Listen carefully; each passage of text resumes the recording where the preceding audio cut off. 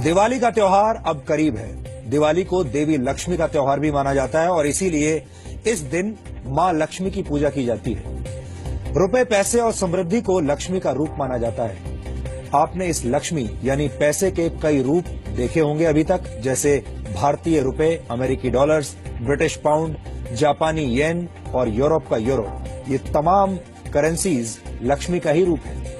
इनमें से ज्यादातर करेंसीज कागज से बनी होती हैं, जिन्हें आप अपनी आंखों से देख सकते हैं, अपनी जेब में रख सकते हैं और इन्हें छूकर महसूस भी कर सकते हैं। आप जिस भी देश में जाते हैं, आपको उसी देश की करेंसी इस्तेमाल करनी पड़ती है। लेकिन क्या आपने ऐसी करेंसी के बारे में सुना है जो किसी को दिखाई नहीं देती, लेकिन फिर भी वो दुनिया की सबसे मूल्यवान करेंसी बन गई है? हम बिटकॉइन की बात कर रहे हैं। ये एक प्रकार की डिजिटल करेंसी है।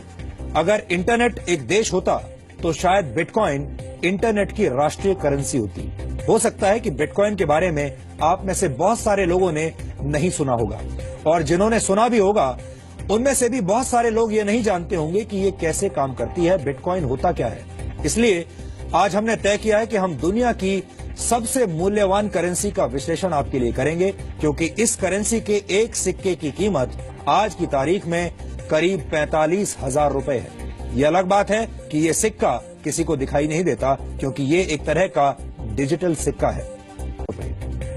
आप ये जानना चाह रहे होंगे कि आखिर ये बिटकॉइन है क्या, ये कैसे काम करता है और क्यों दुनिया भर के लोग बिटकॉइंस खरीदना चाहते हैं। हम इन सभी सवालों के जवाब आज आपको देंगे। बिटकॉइन दुनिया की पहली डिसेंट्रलाइज्ड क्रिप्टो करेंसी है, जो खासतौर पर डिजिटल दुनिया के लिए बनाई गई है। बिटकॉइन का इस्तेमाल पूरी दुनिया में कभी भी और कहीं भी किया जा सकता है। बिटकॉइन के जरिए कोई भी व्यक्ति दुनिया में किसी भी दूसरे व्यक्ति को रकम भेज सकता है, पैसा भेज सकता है। और सबसे बड़ी बात यह है कि इसके लिए किसी बैंक या थर्ड पार्टी एजेंसी की मदद नहीं लेनी पड़ती। यानी आप जो भी पैसा किसी को भेजना चाहते हैं, उस पैसे को सीधे अपने बिटकॉइन वॉलेट से दूसरे व्यक्ति के बिटकॉइन वॉलेट में ट्रांसफर कर सकते हैं। इस तरह से पैसा ट्रांसफर करने पर आपको सिर्फ 2.5 सेंट यानी करीब ₹1.67 की फीस देनी होती है, जो कि बहुत ही कम है, मामूली है। दुनिया भर में इस वक्त लाखों लोग साधारण करेंसी की जगह बिटकॉइन का इस्तेमाल कर रहे हैं। अभी दुनिया में पैसों के कानूनी लेन देन के लिए बैंक्स का इस्तेमाल करना पड़ता है। यहां तक कि किसी देश में कितनी करेंसी का सर्कुलेशन होगा, ये भी बैंक और वहां की सरकारें तय करती हैं। लेकिन बिटकॉइन एक ऐसी व्यवस्था है जिस पर किसी एजेंसी, बैंक या सरकार का नियंत्रण नहीं है। बिटकॉइन के तहत लेन देन सीधे दो लोगों के बीच होता है। ये लेन देन, आर्थिक लेन देन, पूरी तरह से एनक्रिप्टेड होता है, यानी ये पैसों के लेन देन का एक सुरक्षित और सुपर फास्ट तरीका है। लेकिन इस आर्थिक लेन देन की प्रक्रिया में आपके वॉलेट में नोट्स नहीं आते, करेंसी नहीं आती, बल्कि कुछ डिजिटल कोड्स आते हैं, और यही कोड्स आप तक पहुंची हुई रकम होती है। अब आपको बताते हैं कि बिटकॉइन की अर्थव्यवस्था कैसे काम करती है। 5 वर्ष पहले तक एक बिटकॉइन सिर्फ 6 रुपए का था, लेकिन आज एक बिटकॉइन 45,000 रुपए का हो गया है। बिटकॉइन की शुरुआत आज से 7 वर्ष पहले 3 जनवरी 2009 को सतोशी नाकामोतो नाम के एक प्रोग्रामर ने की थी। लेकिन हम आपको बता दें कि सतोशी नाकामोतो कौन है, ये आज तक किसी को नहीं पता। हालांकि अलग अलग वक्त पर अलग अलग लोग सतोशी नाकामोतो होने का दावा करते रहे हैं, लेकिन बिटकॉइन के असली जनक के बारे में अभी भी किसी के पास कोई पुख्ता जानकारी नहीं है। सतोशी नाकामोतो ने जब बिटकॉइन की शुरुआत की थी, तब उनका मकसद इसे करेंसी में बदलना नहीं था, बल्कि ऐसा सिर्फ ये साबित करने के लिए किया गया था कि बिना किसी थर्ड पार्टी की मदद के भी आर्थिक लेन देन किया जा सकता है, यानी ये सीधे दो लोगों के बीच भी संभव है। 22 मई 2010 को पहली बार एक पिज्जा के बदले 10,000 बिटकॉइन देने की पेशकश की गई थी, यानी तब एक बिटकॉइन की कीमत सिर्फ 10 सेंट थी या 10 सेंट से भी कम थी। लेकिन आज बिटकॉइन की कीमत कई हजार गुना बढ़ चुकी है। बिटकॉइन के प्रचलन में आने के बाद ज्यादा से ज्यादा लोग अब इसे खरीदने की कोशिश करने लगे हैं और बिटकॉइन की कीमत लगातार बढ़ती जा रही है। आज लगभग हर काम के लिए पैसों की जरूरत पड़ती है, चाहे वो खाना खरीदना हो, पानी खरीदना, घर खरीदना, हथियार खरीदना, यानी हर चीज के लिए पैसों की जरूरत होती है।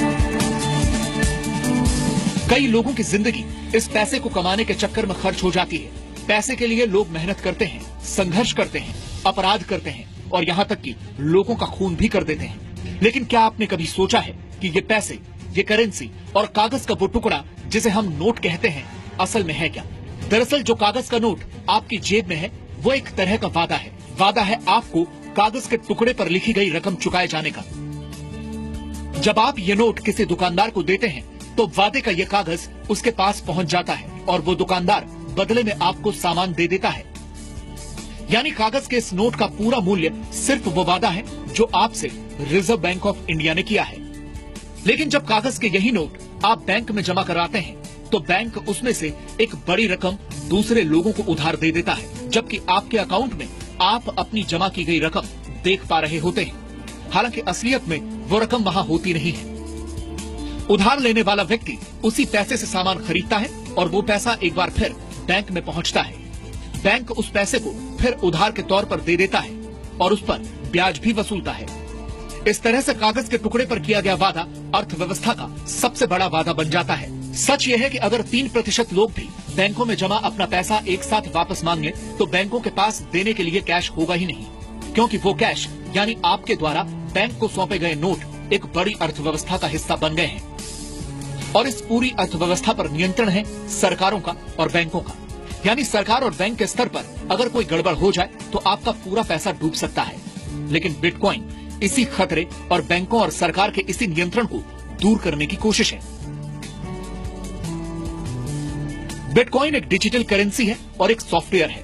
बिटकॉइन इंटरनेट की दुनिया से जुड़े कंप्यूटर्स के जरिए पेमेंट का नया तरीका है। बिटकॉइन एक ऐसी डिजिटल करेंसी है जो ओपन सोर्स सॉफ्टवेयर पर आधारित है, जिसका आविष्कार सतोशी नाकामोटो ने किया था। लेकिन आज दुनिया भर के हजारों प्रोग्रामर बिटकॉइन के फीचर्स को ज्यादा मजबूत और सुरक्षित बना रहे हैं। जब हम सामान्य तौर पर साधारण करेंसी का इस्तेमाल करते हैं तो इसकी देखरेख का जिम्मा बैंकों का होता है। यानी पैसा कहां से चलकर इनके पास पहुंचा, इसका पूरा रिकॉर्ड बैंक अपने पास रखते हैं और इसके बदले में बैंक फीस के रूप में अच्छी खासी रकम आपसे वसूलते हैं। और बिटकॉइन पैसों के लेन देन के बीच से बैंक और मिडिलमैन को हटाकर इसे ज्यादा तेज और सुरक्षित बना देता है। अब सवाल यह है कि एक डिजिटल करेंसी के साथ तो काफी छेड़छाड़ की जा सकती है या फिर फिल्मों की तरह इसकी पायरेसी भी हो सकती है। तो इसका जवाब है कि ऐसा संभव नहीं है, क्योंकि सतोशी नाकामोटो के आविष्कार की खासियत यह है कि बिटकॉइन आम लोगों के बीच बंटे ब्लॉकचेन में भेजा जाता है। जैसे बैंक आपके पैसे का हिसाब प्लस और माइनस में रखते हैं, वैसे ही ब्लॉकचेन में हर एक बिटकॉइन का हिसाब रखा जाता है।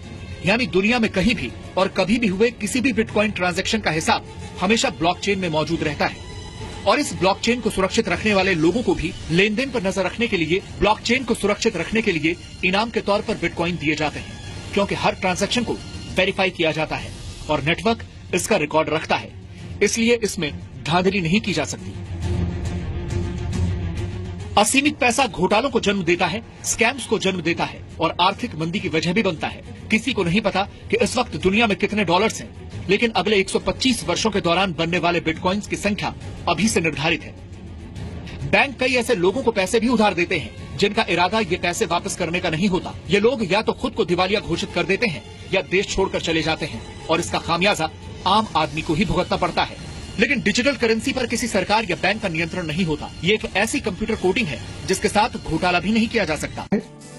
बिटकॉइन का सबसे ज्यादा इस्तेमाल रेमिटेंसेस के क्षेत्र में बढ़ रहा है। रेमिटेंसेस उस रकम को कहते हैं जो विदेश में काम करने वाले लोग अपने मूल देश में भेजते हैं। आपको बता दें कि रेमिटेंसेस हासिल करने के मामले में भारत दुनिया का नंबर 1 देश है। देश से बाहर रहने वाले भारतीयों ने 2015 में 4,62,000 करोड़ रुपए की रकम भारत भेजी थी। आमतौर पर यह रकम बैंक के जरिए या मनी ट्रांसफर एजेंसियों के जरिए भेजी जाती है और बैंक्स और एजेंसीज रकम ट्रांसफर करने के लिए 5% से 30% की फीस वसूलते हैं। पूरी दुनिया में मनी ट्रांसफर पर औसतन 10% का चार्ज लगता है। यानी जो रकम हर साल भारत से बाहर रहने वाले भारतीय अपने घरों में भेजते हैं, उसमें से औसतन 46,000 करोड़ रुपए इस फीस के रूप में चुकाए जाते हैं। ये सामान्य करेंसी के पैरेलल काम करने वाली करेंसी है जिसका इस्तेमाल दुनिया में हर दिन बढ़ रहा है। दुनिया की हजारों कंपनियां अब पेमेंट के लिए बिटकॉइन को स्वीकार कर रही हैं। आप फोन खरीदने से लेकर होटल बुक कराने, कार खरीदने, इलेक्ट्रॉनिक आइटम्स की खरीदारी और यहाँ तक कि कॉफी खरीदने के लिए भी बिटकॉइन का इस्तेमाल कर सकते हैं। लेकिन बिटकॉइन का सारा हिसाब किताब इंटरनेट पर मौजूद रहता है। यानी बिटकॉइन काले धन की समस्या को भी समाप्त कर सकता है और पैसों के लेन देन में नई तरीके की पारदर्शिता ला सकता है। ब्यूरो रिपोर्ट, जी मीडिया। अब आप सोच रहे होंगे कि जिस बिटकॉइन के निर्माता के बारे में किसी को कुछ पता नहीं, जिस बिटकॉइन को चलाने वाले लोगों के बारे में किसी को कुछ पता नहीं, वो डिजिटल करेंसी आखिर काम कैसे करती होगी और बिटकॉइंस निकलते कहां से हैं? तो आपको बता दें कि बिटकॉइंस का आदान प्रदान पीयर टू पीयर तकनीक से होता है, यानी ये रकम एक कंप्यूटर से सीधे दूसरे कंप्यूटर में पहुंच जाती है। लेकिन इस लेन देन को सुरक्षित बनाते हैं वो हजारों लोग जो अपने ताकतवर कंप्यूटर्स की मदद से इन ट्रांजैक्शंस पर नजर रखते हैं और इनकी जांच करते हैं। और जो भी व्यक्ति ऐसा सफलतापूर्वक कर लेता है उसे इनाम के तौर पर कुछ बिटकॉइंस दिए जाते हैं। इसे बिटकॉइन की माइनिंग कहा जाता है। दरअसल कोड लैंग्वेज में होने वाले इस आदान प्रदान को वेरीफाई करने वाले हजारों लोग इस प्रक्रिया में बैंक के एक क्लर्क की तरह काम करते हैं और इन्हें माइनर्स कहा जाता है। ये लोग ट्रांजैक्शंस पर नजर रखते हैं ताकि इसका गलत इस्तेमाल ना हो, लेकिन इस प्रक्रिया को पूरी करने के लिए इन माइनर्स को एक मैथमेटिकल प्रॉब्लम हल करनी होती है।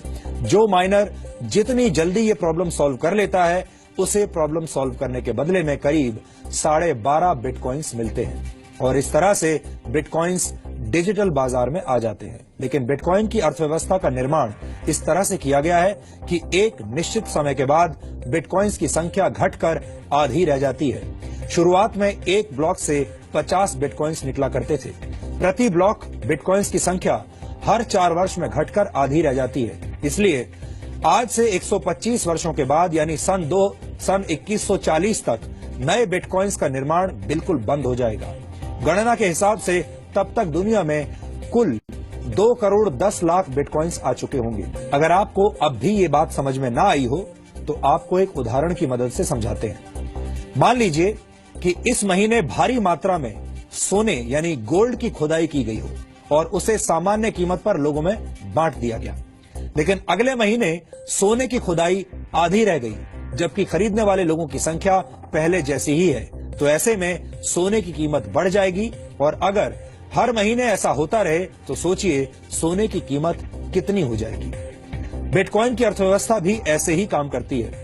लोगों को पता है कि बिटकॉइंस की संख्या लगातार कम होती जा रही है, इसलिए इसकी कीमत लगातार बढ़ती जा रही है। ये डिमांड और सप्लाई का सामान्य फॉर्मूला है। सप्लाई जितनी कम होगी डिमांड उतनी ही ज्यादा बढ़ेगी।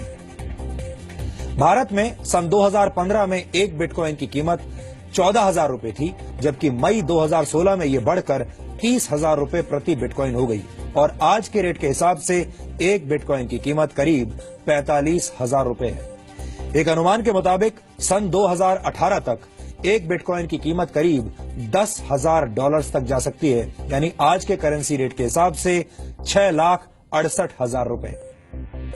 दुनिया की बड़ी बड़ी कंपनियां बिटकॉइन की व्यवस्था में निवेश कर रही हैं क्योंकि ज्यादातर लोग मानते हैं कि बिटकॉइन भविष्य की अर्थव्यवस्था है और आगे चलकर आज के नोटों की अहमियत कम हो जाएगी। इस वक्त दुनिया में करीब 800 करोड़ मोबाइल फोन्स हैं, जबकि दुनिया की आबादी 700 करोड़ है। इसके उलट अभी भी दुनिया में 200 करोड़ लोग ऐसे हैं जिनके पास कोई बैंक अकाउंट नहीं है, यानी वो सभी लोग जिनके पास मोबाइल फोन्स हैं अगर बिटकॉइन का इस्तेमाल करने लगे तो ये दुनिया की सबसे बड़ी बैंकिंग प्रणाली बन जाएगी और वो भी एक ऐसी बैंकिंग प्रणाली जिसमें किसी भी सरकार या किसी वित्तीय संस्थान का दखल नहीं हो। कॉइन्स का बढ़ता इस्तेमाल देखकर कहा जा सकता है कि आने वाले कुछ वर्षों में दिवाली की शाम को होने वाली लक्ष्मी पूजन का तरीका भी हो सकता है बदल जाए और तब शायद लोग अपने कंप्यूटर्स और मोबाइल फोन्स पर बिटकॉइन के वॉलपेपर्स लगाकर उसकी पूजा करने लगे।